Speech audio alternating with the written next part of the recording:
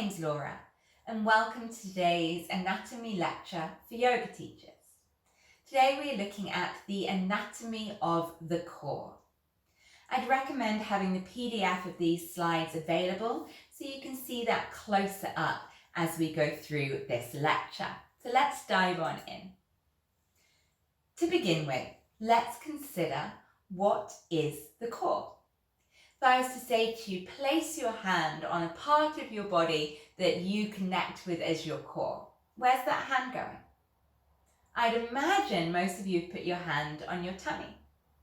There's so much argument in the anatomy of the core. I've even read articles where people say your trapezius muscle up here is a part of your core.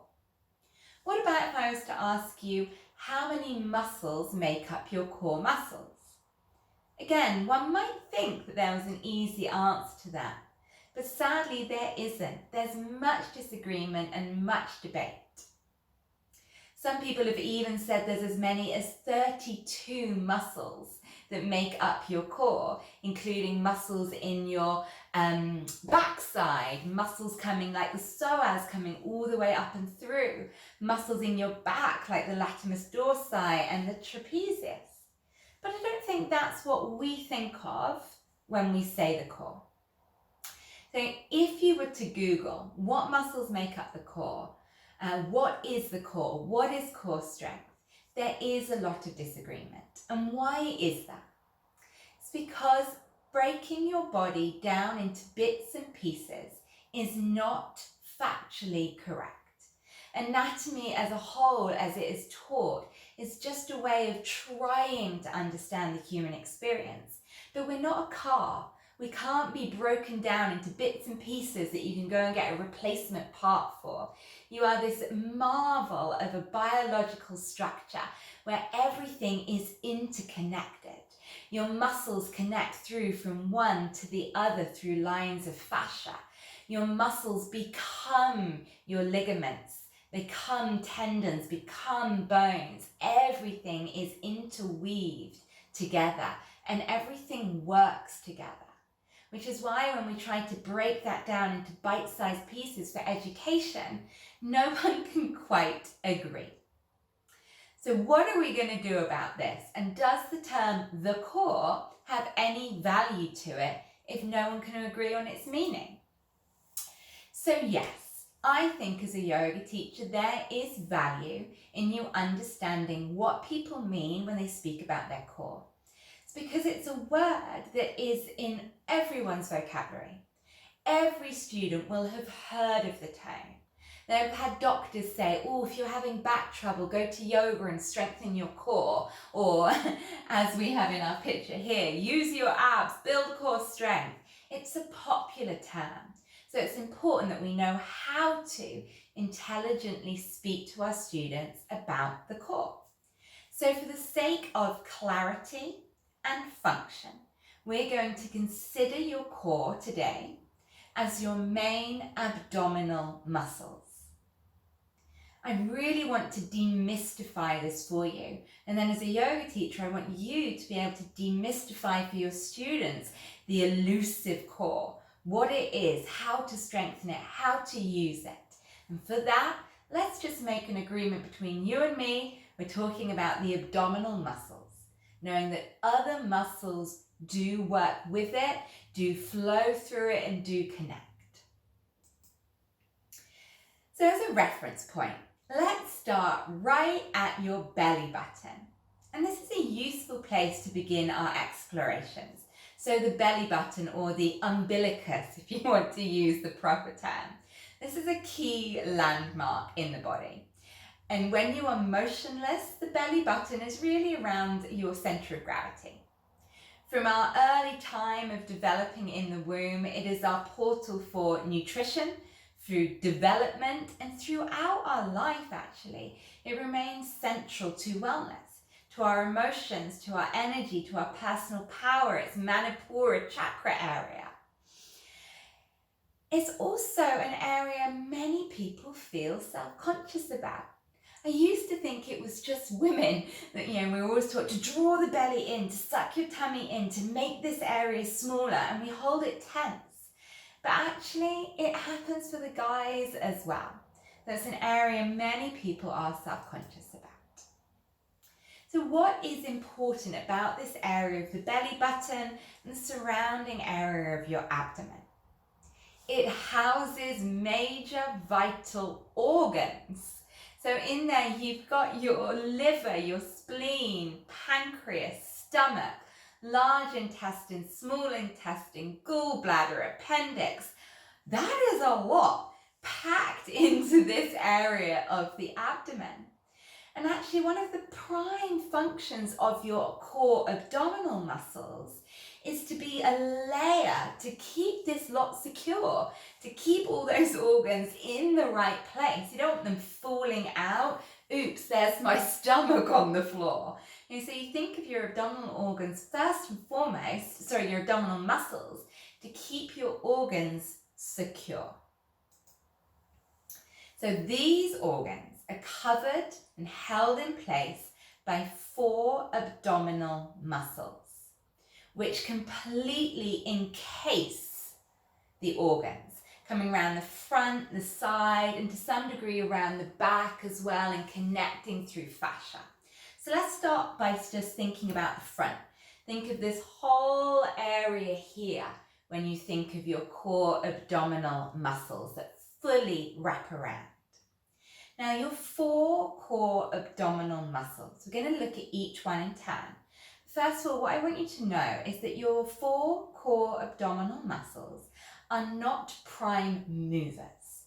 So by prime mover, we mean a muscle that when it contracts, physically moves your body through space. I take my bicep here. That is a prime mover. When I contract my bicep, it moves my hand towards my shoulder. It's a big movement I'm making, and that bicep is a prime mover. Your abdominal muscles are not prime movers. They're not intended to make large movements. They're actually intended to bring stability to the body. But sometimes people do use these in exercise as movers. So think of like a sit-up, a crunch, where I'm taking my body from lying all the way down and crunching up into a sit-up. That's using those core abdominal muscles as a prime mover to make that movement. And yes, you can do that, but it's not their primary function. Their primary function is to create stability. And we want to use our muscles in the way that they are designed. So what's more useful is to think in yoga as your core muscles as stabilizers. And we do a lot of that in yoga. So a key point, just to say that again, your core abdominal muscles are designed to create stability. They are not prime movers. Using your muscles to create stability is functional core. And this is how we want to train people. The functional core, when your core is working to stabilize your body during movements, it reduces the load and reduces the workload on the other prime movers, leading into more cohesive, congruent movement patterns. So take, for instance, coming from downward facing dog to plank. If my core abdominal muscles are relaxed, they're not engaged, they're not doing anything, a lot of that work and workload is going to be held in my joints. It's going to be in my wrists, it's going to be in my shoulders, it's going to be in my hips. Whereas if I recruit the abdominal muscles to bring stability, brings a sense of lightness and ease into that plank, spreading out the workload. So let's look at these 4 core abdominal muscles. So these 4 main muscles, your rectus abdominis, transverse abdominis, internal obliques, and your external obliques. Let's look at each one in turn. Rectus abdominis. So this is the muscle that most people think of when they think of their abs. They think of that 6-pack that it gets called. This is the most superficial layer, meaning that it's closest to the surface, which is why if there's not much body fat, you can see it. That it's closer to the surface, most superficial.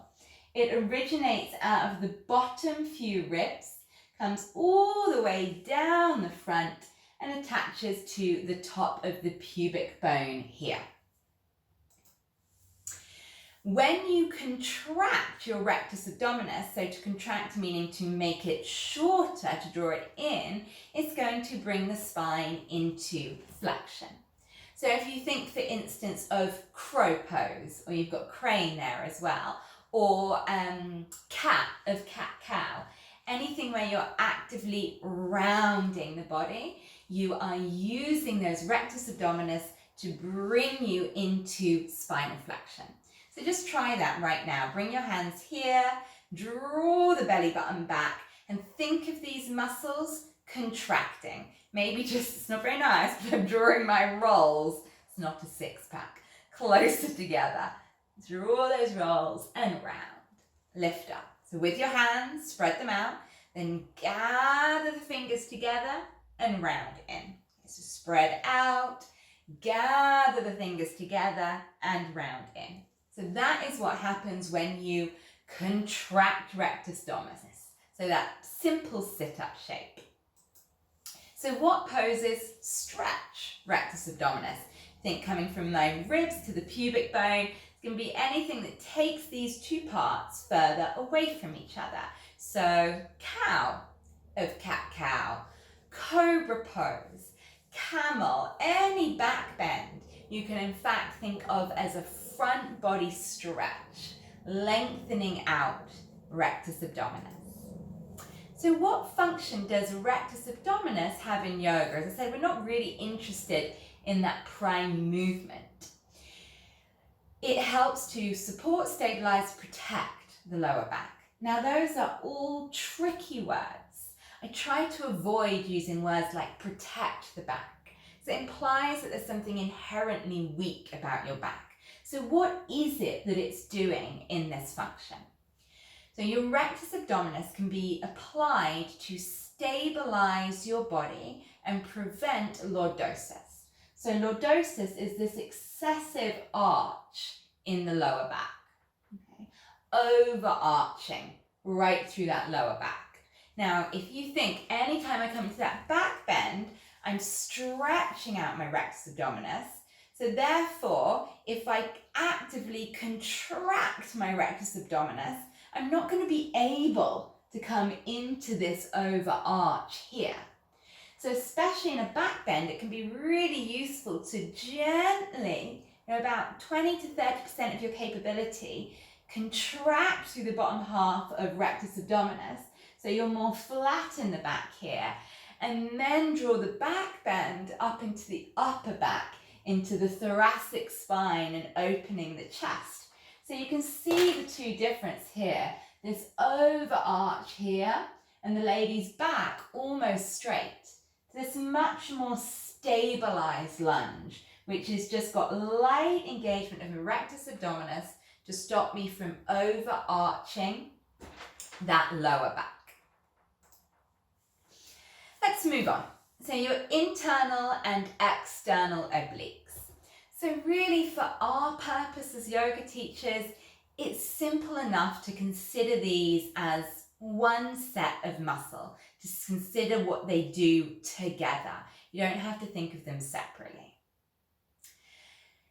Imagine these muscles as a cross over your body. So bring your hands, take that right hand, thinking from the shoulder, crossing it down. Then imagine your other arm crossing up. So this cross over your body. Now, the muscles don't actually cross in the middle, which you can see here, but they function like that. So you have your external obliques. Now these start higher up at the ribs here. And you have these muscle fibers that run diagonally down. So just do that with your hand. Bring your hand up to the ribs, point your fingertips diagonally down, and just stroke here. Now it does actually come more around the back as well. So just coming round here, think of these downwards diagonal muscle fibers. Then with your other hand, think of your internal obliques. So this is from the very bottom rim of the ribs to the top rim of the pelvis. And here I have these muscle fibers going diagonally up. Okay, so with those hands, I've got my external obliques, those muscle fibers running diagonally down. Then flip your hands, it's not quite so easy. You have your internal oblique muscle fibers running up. And they work together. So what do? They act like a mesh where you've got these fibers going in the opposite directions, diagonally down, diagonally up. So they act like a mesh, giving a lot of stability and support. In our yoga poses, what's going on? So if they are creating movement, but remember that's not their prime function. If I want to come into rotation, so here's my external obliques, muscle fibers going diagonally down, internal obliques, muscle fibers going up. So think of a simple seated twist. As I contract my external obliques here and contract the internal obliques on the other side, it brings me into rotation. So contracting the muscles of the internal external obliques on the opposite sides brings you into rotation. So taking your left hand across to the right knee, think diagonally opposite, contraction brings you into rotation. And I'm not sure if you noticed then, as the muscles contract to bring you into rotation, there's actually a slight downwards movement. As anything contracts and twists, it actually gets shorter. So that brings into question that cue we say of wavelength through the spine and rotate. Almost as if we're getting taller in the rotation. But actually, you're getting a little bit shorter, technically. The problem is we don't want people to rotate slumped. That's why I say draw tall and rotate around. Just make sure you're not over-cueing length in the spinal rotation. So that's when you're working the internal external obliques on opposite sides. What if you work the internal, I've got enough hands, internal and external obliques on the same side? So I've got those diagonal fibers going up, internal obliques, diagonal fibers going down, external obliques, just imagine that. If I contract them on the same side, it brings me into a lateral side bend. So try that. Bring the hands to the knees. Just think through the side here. If that was all getting shorter, internal, external obliques on the same side, it would bring you into a lateral side bend. So you think of this classic bicycle twist here. You've really got that going on. So you've got that over to the side. You've got that rotation. So you've got a lot of oblique work going here. But also in something like side angle. You wouldn't think of that as a core pose, but it's your internal, external obliques on this side here contracting to draw you over into the pose. What about if all four work together? So the external obliques on both sides contract, the internal obliques on both sides contract. That would bring you into flexion. So again, here in this bicycle crunch, where you're crunching up, you're coming into flexion, turning on, yes, rectus abdominis, but also obliques. And as you cross over, you're going for even more oblique action. So I find that quite hard to wrap my head around, but think of this cross. External obliques, muscle fibers running forwards and down. Internal obliques, muscle fibers running forwards and up. If you engage the internal, external obliques on opposite sides, it brings you into rotation. If you engage them on the same side, it brings you into a lateral side bend. If you engage them all together, it brings you into spinal flexion. I'll leave that to mull over. Okay, last of our four muscles transverse abdominis. I find this a delightfully fascinating muscle. So your transverse abdominis is the deepest layer. So I said rectus abdominis is the most superficial, transverse abdominis is the deepest, so it's underneath everything else. And it wraps around your body. Okay? And the muscle fibers run horizontal. Okay? So if you thought those obliques ran that way and that way, rectus abdominis runs this way. Okay. Transverse abs runs this way, okay, like cling film. So I don't know if you ever saw, I think it was in the Full Monty, when the larger guy in the Full Monty is trying to make himself skinnier before they have the big show, he wrapped himself up in cling film. So imagine getting a big roll of cling film and wrapping around your middle, everything going horizontal. That is your transverse abs. And cling film's quite thin. Transverse abdominis is quite thin. And what is this to do? It is to suck all those abdominal organs to your spine. So if you think back to all those abdominal organs I said were in here, if you were to weigh them all, they weigh quite a lot. And they all sit here, in front of my spine.